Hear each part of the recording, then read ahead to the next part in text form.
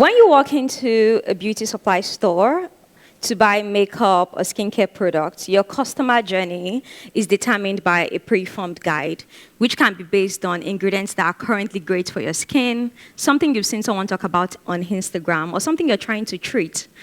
And this is because of consumer evolution over the years through customer education in the beauty industry. But this is not the same thing with hair extensions. We mostly make decisions based on looks and styles. But hair extensions are also a cosmetic product. They are sourced, they are processed, they are coated with chemicals and actives to give us the bounce, the shine, the texture that we all love. So why don't we care about hair extensions, even though it interacts with our scalp and very greatly with our skin? It's very important that we think and we learn about the products that we use. The hair industry is a growing multi-billion-dollar industry. Business Day reports that in Nigeria alone, 26 million women wear some form of hair extensions and wigs every year. A very big industry, but very unregulated as well. I started my journey in hair extensions about 5 years ago when I started becoming more conscious about how I looked. I wanted more natural looking styles that elevated me but complemented me.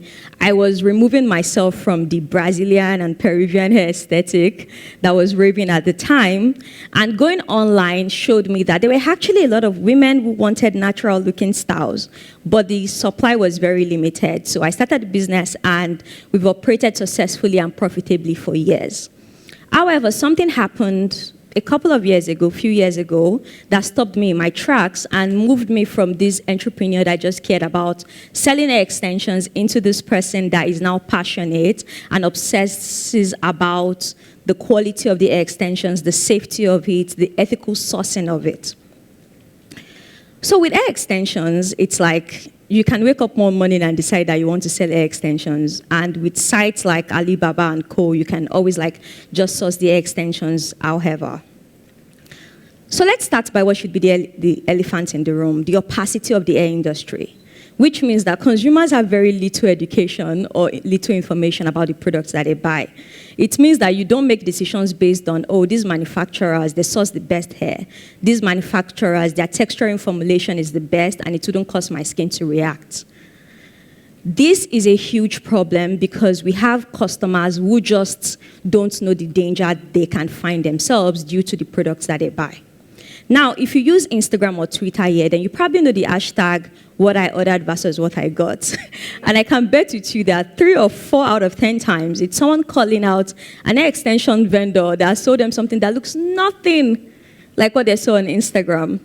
So what if I told you that sometimes these hair vendors are also victims of what I ordered versus what I got? And trust me, I'm not trying to remove accountability from anyone because myself, more than anybody, knows that if you care about your brand, you care about returning customers, then obviously you would rather lose money than ship out bad products. But when the processes and the innovation of hair extensions is tucked away in Asia, it's very hard for these vendors to become a part of the integral QA that is involved in the products that they sell.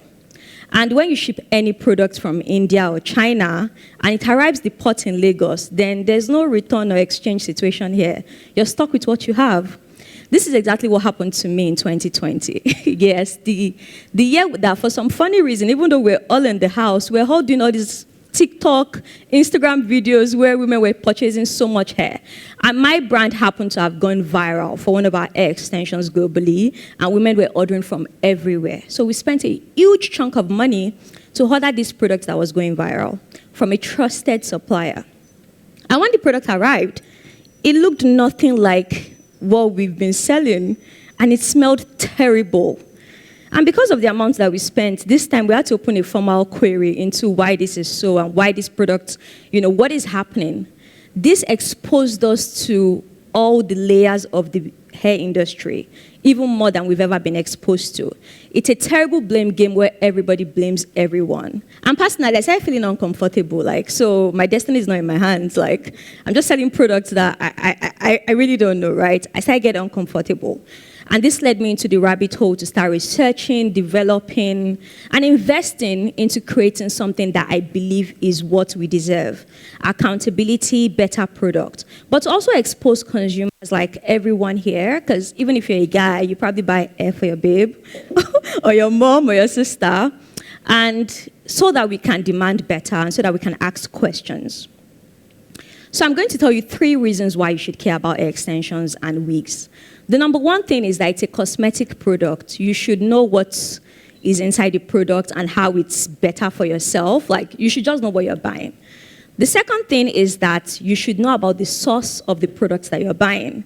So if you are someone who likes human hair extensions, you love the bounce, you love the durability that it gives you, sometimes it's sourced from someone who makes it as a business, who sells her hair when it grows to like 18 inches and gets good money out of it.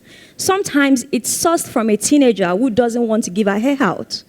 And even if you don't care about sustainability and ethical sourcing, you should at least know, so you know what you're getting yourself into. And the third is the power of a consumer. Like, you should know what you're getting into. I like the idea of me opening Instagram and someone is talking about niacinamide and hyaluronic acid and all of these ingredients in the skincare industry, and they can make decisions just based on all of that information that is online. I want the same for the extension industry, and I think that we should all ask for that as well. And I know someone is probably here thinking, is it by force to wear extensions? Why can't you guys just wear your natural hair? And I kind of agree with that sentiment as well. Like, I believe it a bit. I mean, I'm wearing my afro today. But if you push that kind of thinking to its logical end, we might as well ask, why are we wearing clothes? Why are we wearing this kind of shoes? I think that consumers deserve freedom. They deserve expressions and to be able to trust businesses that operate in that industry. For a lot of women, hair is a fashionable expression. It's just hair. Sometimes I wake up in the morning and I want to look like my Afrocentric self. I want to look like the Queen of Africa. And sometimes I want layered wigs with highlights, blonde highlights like Beyonce. That's how I want to take over the world. Like, why can't I make that decision without not being fearful that someone somewhere is just making money off what I want? And away from fashionable expressions, there are women who suffer from alopecia. There are women who lose their hair due to chemotherapy. And for them, wigs and hair extensions bring some form of normalcy into their lives, right? It makes them forget about everything that they are currently dealing with. I think those women deserve an industry that cares, and they deserve accountability. I remember many years ago, if you walked into a makeup store as a dark-skinned woman, it's very hard to find your match. Very, very hard. You have to blend and join and all of that. That's why we're all on YouTube looking for all these tutorials to help us figure it out. And then one young lady called Rihanna woke up and said, you know what, this should be the norm. If you're making products in complexion, dark skin tones have to be a priority. Turns out it's not rocket science, because now, if you're starting a makeup brand, it's a prerequisite. You would dare not launch without a match for all complexions. That's the kind of standard that I want for the hair extension industry, and I think that's what we should all demand. In a capitalist society, consumers are the most powerful people. My message here is not to make you fearful, not to make you throw away your wigs or hair extensions, is to ask questions, because the things we care about cause industries to change. Thank you.